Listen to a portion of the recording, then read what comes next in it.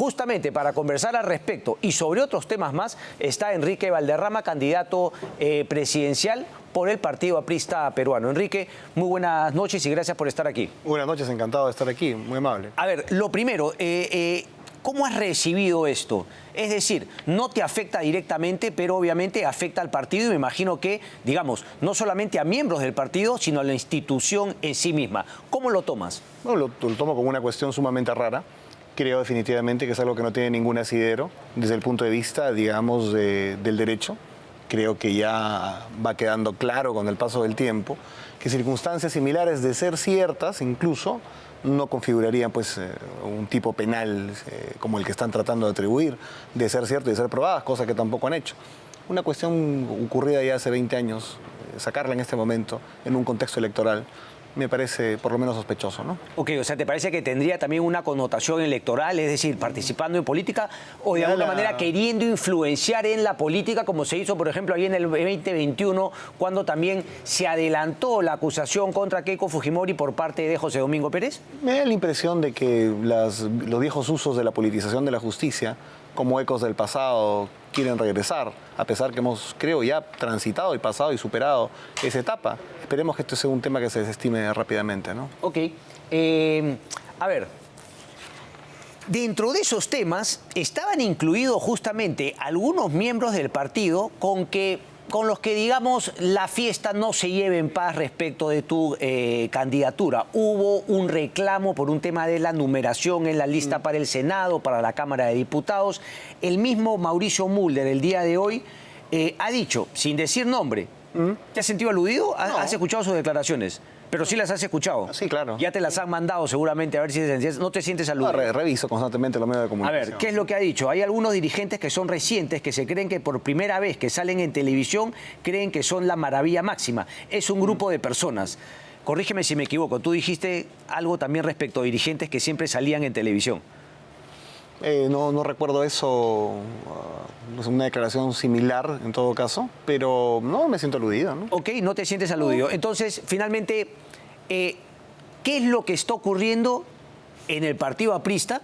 ¿Y a quién se refiere entonces Mauricio Mulder? Lo que no podrás negar es que hay discrepancias, no hay una unión absoluta en el Partido Aprista de cara a las elecciones. Bueno, habría que preguntarle al buen compañero Mauricio Mulder a quién se refiere con nombre y apellido. Lo que sí estoy claro es que existió definitivamente puntos de vista distintos respecto al asunto de determinadas listas, particularmente el Senado Nacional, la Cámara de Diputados de Lima y el Parlamento Andino. Primero se admitió la lista del Parlamento Andino, luego se admitió la Cámara de Senadores Nacional, fue objeto, digamos, de unas tachas inconsistentes, y ahora se ha admitido hace 2 días la lista de diputados de Lima Metropolitana. Por lo tanto, todo puede quedar en un intercambio de perspectivas sobre una decisión política en todo caso, pero lo que algunos quizás pudieron haber insinuado en un momento complejo, de que estaba fuera del estatuto o de la ley, ha quedado totalmente desvirtuado. Bueno, pero definitivamente, entonces tú me estás planteando que se ha hecho de acuerdo al estatuto, pero vaya que cambios sí se han hecho respecto de lo que algunos esperaban iba a ser la numeración al interior de las listas. Dentro, digamos, del marco del 20% de decisión de la Comisión Política, se optó por hacer invitaciones que luego fueron controvertidas y el planteamiento fue que eso estaba fuera del marco del estatuto y de la ley incluso. ¿Me puedes profundizar qué es lo que se supone que ellos creían que ya estaba algo definido y que tú, según me dices, o haciendo derecho del estatuto, finalmente cambiaste? ¿Qué fue exactamente, por ejemplo? No, lo que ¿Habían pasa es algunos números ya definidos? No habían números definidos como tal. Habían definitivamente votaciones mayores que otras que tenían que ordenar la lista y había una cuota de invitados del 20%. Hubo una proyección de determinados compañeros que asumieron que tenían sin duda una posición en la lista, un número determinado. Pero a eso faltaba agregar el 20% de la cuota de invitados que históricamente se ha agregado. Eso fue, sí, pero fue la única... Es que el tema es, un 20% finalmente es una cantidad de personas, pero no decía en qué números los podías poner, si es que podías sacar alguno de algún número que finalmente ya se tenía. Tiene que ser correlativo. Si tú agregas a alguien, el que baja es el último. No puedes tú decir, el señor Walker está en el puesto 12, digamos, y voy a meter un invitado y ahí lo voy a sacar de la lista. El señor Walker bajará al puesto 14. Bajan correlativamente, ¿entiendes? No es que tú elijas una numeración, saques a uno y metas a otro y puedas elegir, digamos, el orden en que se retiran. No, no es así. Ok, pero eso no se había definido per se. ¿Esto es en todos los partidos una práctica común? Está en la ley. Todos los partidos lo han hecho, definitivamente. Lo que sucede es que es una decisión también política y evidentemente las decisiones políticas pueden ser controvertidas desde el punto de vista político. Eso yo lo acepto incluso.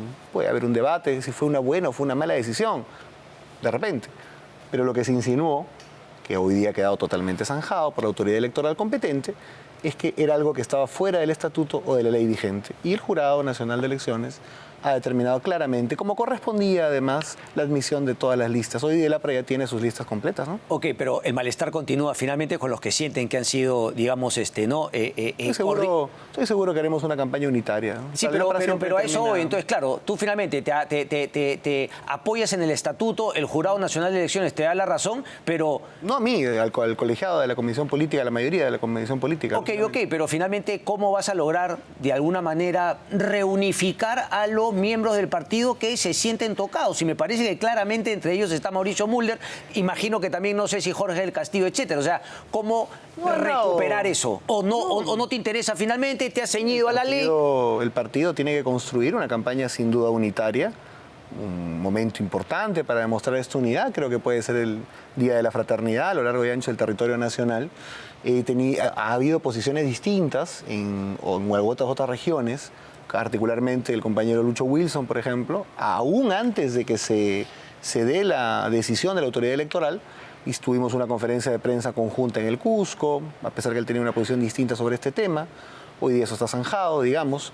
En otras regiones habrá pasado algo parecido, concretamente quizás en Lambayeque con Javier Velázquez, que se expresó en ese mismo sentido, pero estoy seguro que pronto caminaremos juntos todos, ¿no? Déjame insistir con el tema de Mauricio Mulder hoy más temprano. Este grupo ha logrado que la Comisión Política del Partido, que es el órgano máximo que yo presido, pero me hicieron un golpe de Estado. Tomaron una decisión entre 4 o 6 personas que no habían sido nunca dirigentes del partido e hicieron su comisión para hacer el golpe. ¿A qué se refiere? No, yo creo que él está graficando una circunstancia que interpreta de una manera fraternalmente errónea, en el sentido de que es un colegiado de 12 y 7 votan en un sentido, ¿no? Y otros 5 no. Por lo tanto, lo que él atribuye en su forma de entender las cosas como un golpe de Estado es simplemente una decisión mayoritaria, ¿no? Sí, pero cuando dice tomar una decisión entre 4 o 6 personas que no habían sido nunca dirigentes del partido, o sea, finalmente no lo habían sido antes, pero ahora lo son, por eso están en esa comisión. Bueno, si están en la comisión política, toman una decisión mayoritaria y los órganos electorales... Pero entonces, ¿qué me está diciendo? O sea, ¿es piconería lo que están planteando? Como no tienen el control que antes tenían, ¿esto es una piconería? Habría que preguntarle directamente ese tipo de interpretaciones. Yo lo que te digo es que la mayoría de la comisión política, que conforman 7 personas, ha tomado una serie de determinaciones controvertidas para algunos, incluso con recursos electorales, hasta tachas, presentadas ante las autoridades electorales, y definitivamente la autoridad electoral ha definido que eso estuvo en el marco del estatuto y de la ley. Un paso más allá es evidentemente lo que tú señalas, la responsabilidad que tengo de ir forjando la unidad del partido en la campaña, que yo creo que es algo que se va a lograr. Yo he escuchado incluso algunas declaraciones de Jorge del Castillo, donde lo veo bastante dispuesto a esto, ¿no? Ok, pareciese que no ha sido así el de hoy, pero bueno, no, vamos a ver Jorge no lo cómo se decanta ese tema. Lo hablaba justamente por Mauricio Mulder. Okay. Tú en estas épocas, que eras un niño, no tienes recuerdo. Año 2006, ¿qué edad tenías? 18 me parece, más aproximadamente. 18 años, y eras parte de la juventud aprista. Yo, claro, me hice aprista con 13, 14 años, más o menos, ¿no? Incluso tengo una ficha firmada cuando uno era mayor de edad, simbólicamente, ¿no? ¿Y cómo se financia actualmente el partido aprista? Digamos, como organización, bueno, tiene algunos locales. Y ahora de cara a la campaña electoral, más que todo. En la campaña electoral, de manera bastante franciscana, los propios candidatos pues, a las diferentes cámaras, hacemos campañas, digamos, bastante austeras. No tenemos pues presencia a nivel de paneles por toda la ciudad, ni evidentemente financiamos grandes movilizaciones pagadas. Sí tenemos, lógicamente, expresiones populares importantes, como la que he tenido, por ejemplo, en Julcán, en La Libertad, y que me he quedado gratamente sorprendido por la respuesta del partido, que ha sido casi a plaza llena en Julcán, en la Sierra de La Libertad. Pero nosotros no le pagamos a la gente para que se movilice. ¿eh? ¿Quién sí lo hace? Yo creo que el señor Acuña, Plata como Cancha, definitivamente. ¿Lo has convocado, lo has retado a debatir y no te ha atracado? Tendrá miedo que le pregunte cuánto es 7 por 8, ¿no? Pero lo que creo que tiene que hacer es responder definitivamente por el estado calamitoso en que tienen el norte del país, sobre todo en el tema de seguridad. Pero sientes que recuperar, es decir, y te hago la pregunta directamente, ¿no? Porque un 0,8%, es un 0,8% más o menos promedio en las encuestas, según Datum, ¿ok? Digamos, César Acuña sigue con un 3,2, si no me equivoco, y finalmente parece que todavía tiene de su lado al norte. Me acuerdo en una entrevista el año pasado, me decías que una también de las tareas es recuperar ese sólido norte aprista que antes tenía. Entonces, digamos, ¿cómo ves lo que te depara el futuro de cara a la elección que todavía no levantes? Va reaccionando bien. Yo creo que eso se va a expresar en las siguientes mediciones, seguramente en febrero y en adelante. Creo que hemos tenido un paso muy importante por la región Piura, no solamente en la parte de la costa, sino incluso llegando a la sierra. He planteado concretamente la carretera Huanchaque-Huancabamba, Canchaque-Huancabamba, y creo que es un asunto postergado por muchos años. He estado en la región Lambayeque, he planteado el tema del puerto de Eten, los 2 hospitales que hacen falta, la Universidad de Olmos, y en La Libertad he estado en 5 provincias. Y he sentido, pues, de realmente que el partido está despertando y está reaccionando a la agenda social que estamos promoviendo. No veo a las otras fuerzas en el norte, digamos, movilizándose. No, pero eso termina siendo como una percepción, ¿no? Pero que finalmente que no se condice con las encuestas. ¿Tú crees en las encuestas? Yo creo que son mediciones del momento. Sí, y entonces en el momento te parece entonces que todavía estás bien bajo finalmente como para tener una posición expectante. Si tú lo miras desde el punto de vista únicamente numérico, hace 15 días estaba en 0,3, ¿no? Ok, eso ahora justamente también leí una declaración, he visto que está subiendo 0,5, pero te vas a quedar corto. Si subes a ese promedio, vas a llegar a 2-3% cuando lleguen las elecciones en abril. No creo. Yo creo que el APRA, mira, yo estaría más preocupado si tuviera 3 o 4 años de campaña política y no superara el 7%, siendo una persona, digamos, hoy día no tan conocida. A los que los conocen, el 90% de la población, que solamente tengan 7%, quiere decir que prácticamente el 80 y tantos % ha decidido definitivamente no va a votar por ellos. Yo estaría más preocupado en esa posición. Y es más, a fines de enero, todos los que han estado en el 80% de los casos en el primer, segundo lugar, hasta en el tercero, no terminan pasando a segunda vuelta, ¿no? Salvo el caso de la señora Fujimori en los últimos tiempos. Te he leído también unas posturas respecto de José Gerí, digamos, ¿no?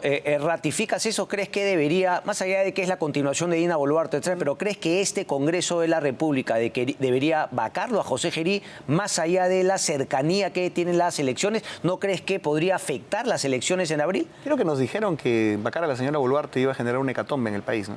Que iba a ser un tema de hasta digamos, que finalmente lo hicieron. De desorden tremendo, que prácticamente pues el comunismo iba a entrar galopando a Palacio de Gobierno si la señora salía porque era, no sé, una suerte de muro de contención contra lo radical. Al contrario, creo que no pasó absolutamente nada. Y ahora si Gerí sale, no pasará tampoco absolutamente nada. Porque además, ¿sabes qué?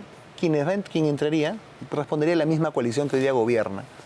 Gobierna el señor Acuña. ¿Cuál es esa coalición que ahora gobierna? Gobierna Acuña con Fuerza Popular, lógicamente, con una alianza clara, sistemática, no en todos los temas, pero muy potente, con el señor Cerrón. Te digo algo, la no captura de Cerrón es una decisión política del gobierno de Boluarte. Y hoy día habría que preguntarnos si esa decisión política se ha extendido. Es cierto que el señor Gerí tiene solamente 100 días. Hay que también ponerlo en perspectiva respecto a estos temas. Eso va directamente contra el director de la policía, quien ayer estuvo acá, Óscar Arriola. ¿Tú crees que finalmente que él estaría cumpliendo un mandato político de no capturar? Por eso digo que respecto a este proceso ya de este gobierno, que tiene apenas 100 días, hay que verlo. Ojalá que no sea la continuidad de esa decisión política que, en mi perspectiva, claramente sí la tomó Boluarte, definitivamente. Porque parte de los que gobiernan también, pues... O sea, con Dina Boluarte tienes certezas de que hubo una protección política. Aquí tienes dudas de que... No tengo ninguna duda. Acá tengo dudas. Acá tienes dudas. Espero que no sea así, ¿no? Me has mencionado a Fuerza Popular, a Alianza para el Progreso y a Perú Libre de Vladimir Cerrón, pero has dejado fuera a Podemos y a Renovación Popular.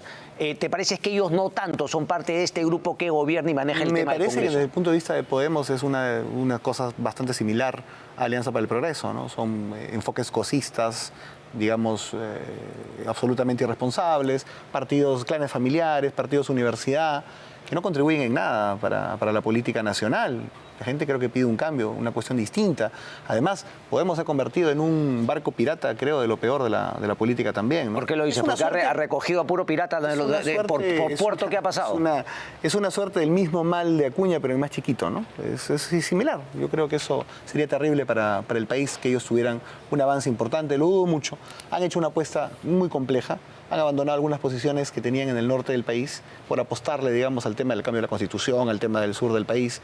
Yo no sé si el sur le va a terminar creyendo siquiera al señor Luna, ¿no? Me has hablado de que algunos metían justamente el miedo, ¿no?, de entrar el comunismo galopando, si es que se saca a Dina Boluarte. ¿Temes tú, es decir, tú compras alguna versión de algunos grupos de derecha que dicen que efectivamente el comunismo es un temor, hay que vencerlos? Un poco la campaña, por ejemplo, de Avanza País o el comunicado de Fuerza Popular, ¿no? Los caviares, los comunistas, los pseudo-moralistas. ¿Crees que hay algo de eso? ¿Cómo te para frente a ese debate? No, yo creo que hay diferentes enfoques dependiendo del lugar donde uno analice las cosas en el Perú. Creo que definitivamente en el norte, por ejemplo, claramente, por lo menos en La Libertad y en Lambayeque, que son bolsones importantes, hoy día la continuidad la refleja claramente el señor Acuña. En el sur del Perú, creo que ha habido una falta de entendimiento de una versión quizás de derecha centralista en el país que no ha entendido al sur tampoco. Y en el caso de Lima, digamos, es un pragmatismo múltiple que nosotros tenemos que entender cómo lo vamos a abordar. Creo sí que el hecho de volvernos tan permisivos con la corrupción, y por eso apoyo la salida de Gerí, definitivamente, por un asunto principista. Cristian, nosotros nos indignamos mucho cuando vimos al señor Castillo por la noche con una gorra, digamos, un cambio de disfraz. Correcto. Exactamente. ¿Qué diferencia eso de lo que ha pasado con Gerí? Yo creo que nada. Por lo tanto, yo creo que principistamente hay que actuar. Si eso no se hace de esa forma, yo creo que hay sectores que pueden entender que en el país, digamos, el asunto, la dimensión moral está absolutamente, digamos, dejada de lado. Y eso puede generar también una reacción que puede apoyar a un extremo. No te hablo de la izquierda marxista radical, puede ser, pero también puede ser, digamos, una versión de derecha radical o un discurso, digamos, de derecha radical. A mí me gusta hablar de propuestas, pero con casos específicos, ¿no? Y sí me pasó que quizá ya con el tiempo lo has analizado mejor, ¿no? Lo has meditado. Una pregunta que te hizo mi amigo Paolo Benza, ¿no?, en su canal de YouTube sobre, lo he visto. Sobre Petroperú. Sí, me la vi. ¿Tienes una claridad ahí al respecto? Porque me dijiste, es un tema muy picante, ¿lo privatizarías o no? Creo que no le diste esa respuesta.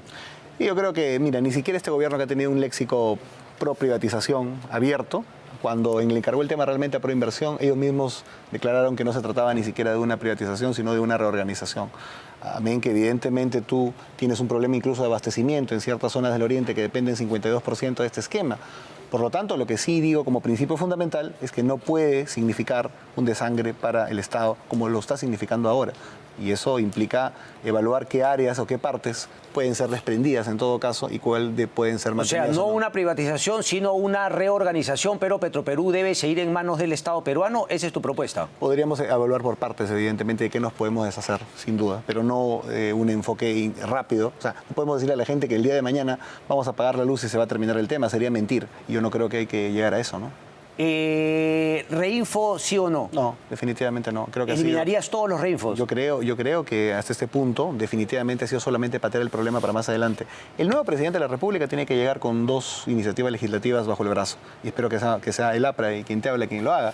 La primera tiene que ser modificatorias normativas por el tema de seguridad ciudadana y lo otro tiene que ser una ley de formalización de la minería artesanal.